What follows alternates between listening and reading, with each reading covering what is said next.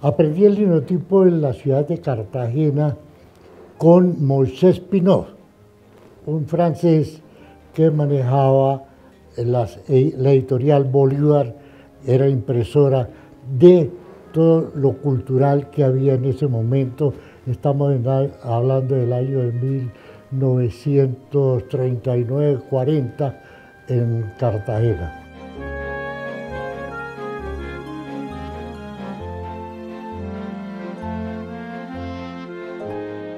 El ser linotipista significaba ser un tipo de una cultura avanzada, tener buenos conocimientos de ortografía, de sintaxis, en fin, ser un maestro casi de la redacción. Los redactores solían tener especialidad por los linotipistas y los linotipistas teníamos también la búsqueda del redactor que menos problemas tuviera con los originales. Vale decir que no tuviera muchas correcciones, que el original fuese fluido para que así le rindiese a uno más. Un redactor que había llegado de Barranquilla que se llamaba nada menos que Gabriel García Márquez, un hombre simpático, un hombre dicharachero, un hombre que se sentaba a escribir y gozaba con lo que estaba haciendo. Cuando uno empezaba un original de García Márquez, entonces los dedos no tecleaban, los dedos cantaban, los dedos eran música y uno mentalmente iba asimilando lo que decía ese redactor.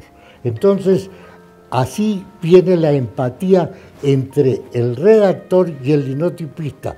Él tiene 24 años, yo tengo 22, y encontramos una afinidad en las conversaciones fuera de trabajo, que es que a mí ya, para esa época, estoy metido dentro del hipnotismo, la fascinación, la prestidigitación. Y para García Márquez, todo lo que fuera prestidigitación, brujería en salmos, todo eso, todo ese misterio que encierra el ocultismo, para él eso era de película. En una de esas noches de tomada de trago, los días viernes particularmente, yo tenía siempre la idea de hacer un periódico pequeñito, con pocas palabras, todo comprimido. Y ese fue el nombre que le puse. Entonces le dije, oye Gabriel, ¿por qué no hacemos un periódico para reemplazar el periódico El Fígaro que se acabó aquí en Cartagena? Era un vespertino conservador. Entonces, riéndonos, me dice, ¿reemplazar El Fígaro? Le dije, sí. Dijo, ¿y cómo? Le dije, pues con un periódico pequeñito así, tú lo diriges, tú lo redactas, yo le digo a López Escauriaza, Domingo López Escauriaza, que era el dueño del Universal, que me permita levantarlo, y lo sacamos a ver cómo nos va. Yo le vendo la publicidad a los turcos de Cartagena.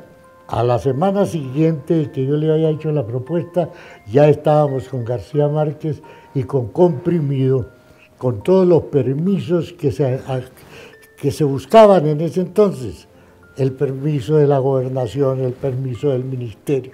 Entonces ya salimos a la calle. Comprimido, director, redactor, hacía todo, escribía todo, Gabriel García Márquez. Gerente, Guillermo Dávila. Total que con eso, 5 días sacamos en Cartagena el periódico. Fueron 5 días que hoy en día son 5 días de gloria. Esos 5 números nos los gozamos en cada nota, en cada coma, en cada punto. Cada vez que hablo de Comprimido, si usted me está mirando con atención, yo rejuvenezco. Yo veo que la linotipia está llamada a acabarse. Eso lo leo en los boletines porque ha sido lector de las cosas que hablan de la modernidad. Entonces empiezo a buscar otros horizontes. Los otros horizontes busco venta de boletas, venta de lotería, soy vendedor de la calle, pertenezco a General Electric, en fin. Un día se establece en Bogotá el hipódromo de techo en el año de 1954, en el mes de mayo. Para la segunda semana yo hago un formulario. ¿Qué hice? Todos los caballos los escogí por pura y física intuición, pues no tenía la menor idea de lo que era un caballo de carreras, aparte de uno que me había regalado mi papá, que era un palo de escoba con una cabecita roja. Me gano el formulario, me pagan una plata, entonces, ¿a quiénes invito? A los magos. ¿Y a quién me dedico? A ir a ver las carreras de caballos. Y entonces digo, aquí hay un campo para aprender, y aprendo lo que es la hípica desde sus comienzos. Colombia tuvo no solamente una crianza progresista y muy buena, que fue medida en México, en Estados Unidos y en todas partes, mientras que nos abastecíamos por nuestro propio mercado, teníamos que comprarle a Chile, a Brasil, se traían caballos de Inglaterra y de Argentina especialmente. Entonces, fue una fortaleza de una industria que además desarrolló un juego que se llamó 5 y 6, que lo jugaba el que sabía leer y el que no sabía leer. Fue tanta la influencia en la economía colombiana del 5 y 6 que llegó a figurar en la canasta familiar. La hípica te da la posibilidad de que entras a todas partes y todo el mundo te busca porque cree que tú tienes el secreto de los 6 caballos que van a ganar las 6 carreras y que te vas a hacer millonario. Entonces, el hecho de que uno escribe de hípica, que hace pronósticos, que los publica El Espectador y que acierta, que habla por Caracol todos los días durante 20 años a las 7:45 de la noche, entonces eso te va dando un bagaje, te va dando una aureola. Yo con El Espectador en mi casa, primero había llegado mucho antes como linotipista, sin tener ideas de caballos. Entonces yo era un linotipista más allá en el sótano de la Avenida Jiménez.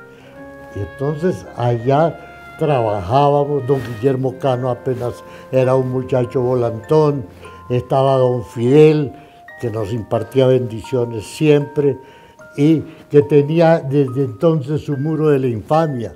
Me retiro de ahí, voy a trabajar al Liberal, luego viajo por todo este país como linotipista. Entonces ya cuando salgo del linotipo, vuelvo al Espectador como cronista hípico, en razón de que voy y trabajo en Radio Cadena Nacional primero, luego paso a Caracol, donde duré 20 años largos, y allá Lucio Duzán es el encargado de la publicidad del hipódromo en su agencia Colpa. Entonces él me contrata y yo escribo las páginas de hípica del Espectador y escribo también las informaciones que se van para todo el país y para el exterior sobre la hípica colombiana. Yo como linotipista, después como cronista hípico, siempre me vanaglorio de que tuve la aceptación de don Guillermo como cronista, como linotipista, porque también levanté algunos de sus escritos, y entonces era un hombre de una gran bonomía, en el cual uno tan pronto hablaba con él, te inspiraba confianza y te inspiraba a ser uno la rectitud dentro del periodismo, porque no es fácil ser recto cuando uno está al lado de tanta gente torcida. Don Guillermo Cano le gustaban las carreras de caballos, no por el juego en sí, sino por lo que significa el caballo dentro del desarrollo de la humanidad. A él le pasaba lo que le pasaba a Álvaro Gómez con los caballos. Entonces don Guillermo conmigo me da su confianza y los domingos me llamaba y me decía, oiga mago, a mí me faltó jugar el trío tal. Entonces entre esos ires y venires, aquí en El Espectador trabajaba un señor que se llama Mariano San Ildefonso, don Guillermo lo pone a hacer la hípica y entonces don Mariano, vamos, hombre que era español, entonces se enamora de una yegua y entonces le dice a don Guillermo, compremos esta yegua y entonces aquí en El Espectador, Enrique Alvarado, Guillermo, Lanao, estaba Maiforero, todos terminamos siendo propietarios teóricos porque seguíamos la yeguita y don Guillermo y Mariano San Ildefonso ponían la plata para la comida. Nunca ganó una carrera, nomás se ganó. Ah, Luis de Castro, algo especial, un hombre que la felicidad le brotaba por todos los poros. Siempre estaba de buen humor en las buenas, en las malas, en todos aquellos problemas que el país tenía y que él afrontaba desde el punto de vista judicial. El Mono Salgar, eso sí es algo muy especial.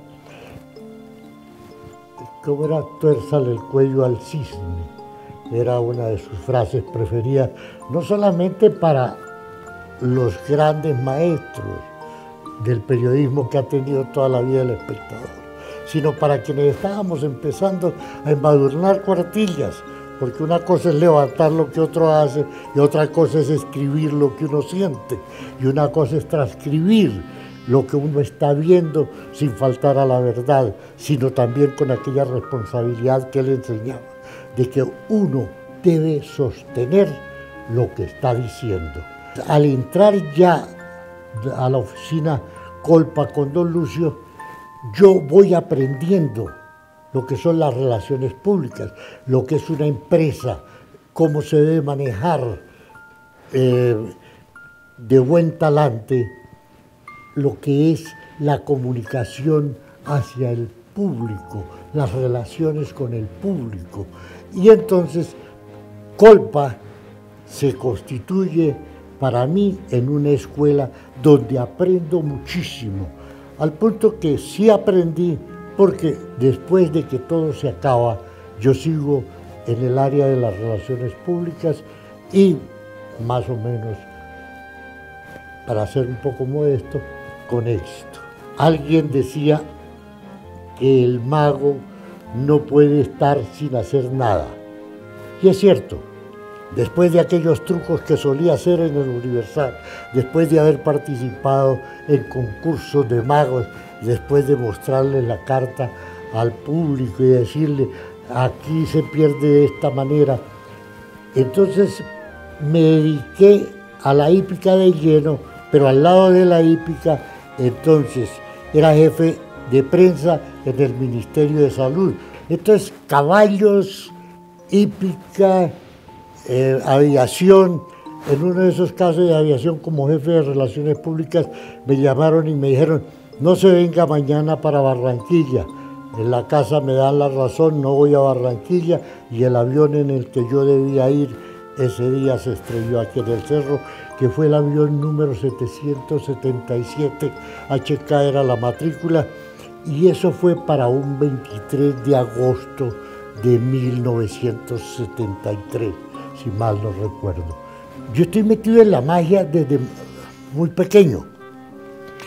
A mí me decían que yo tenía unos ojos de hipnotizador, que no sé qué, entonces ya con eso empecé a leer todo lo que se relacionaba con el hipnotismo y me conseguí libros del año de 1805, de 1810, en donde se enseñaba a hipnotizar, en donde le decían a uno cómo utilizar las manos para fascinar. Bueno, ya a los 90 años se pierde la prestigitación, se pierde la presteza en el movimiento de los dedos. Cargo el naipe porque no hay mago que se respete, que no tenga un naipe o que no tenga unos dados, porque generalmente en esos dados no solamente está la suerte, ¿no?, sino está la adivinación. Hoy en día la prestidigitación no es solamente esto manual, lo virtual. Los magos hacen cosas aparatosas que sorprenden, levitan. Uno para levitar tiene que concentrarse mucho, para hipnotizar tiene que concentrarse. Hoy en día la magia está acorde con lo que está pasando en el universo, con todos los avances. El espectador era la casa de todos, el espectador era la casa de los periodistas que trabajábamos aquí, de los linotipistas. Todos volvíamos al espectador, aunque fuera a visitar, por más de que ya no trabajara, allá iba a visitar a los amigos, a ver a don Guillermo, a ver al Mono Salgado, a ver a Gabriel Vaquero, a ver a Darío Bautista, a ver a May Forero, a hablar con May, a hablar de los problemas y tantas cosas, pues. Es decir, era la casa de uno. Cuando un periódico como El Espectador ha sido independiente desde su primer día y ha sido motivo de sacrificio para todas las generaciones de los Cano, yo creo que merece el respaldo de un país abatido, un país dolorido, en donde la verdad falla desde el comienzo, falla desde la casa. Cuando la mamá le dice al niño, diga que no estoy, ya lo está enseñando a mentir. Aquí nos enseñaron y le decimos la verdad, aquí en El Espectador, y eso es lo que el pueblo, eso es lo que la nación necesita. Yo, a mis 90 años, ya listo para entregar la guardia, lleno de vitalidad y de felicidad. Les digo, tenemos un faro, el faro es El Espectador. Digámoslo, busquémoslo. Gracias.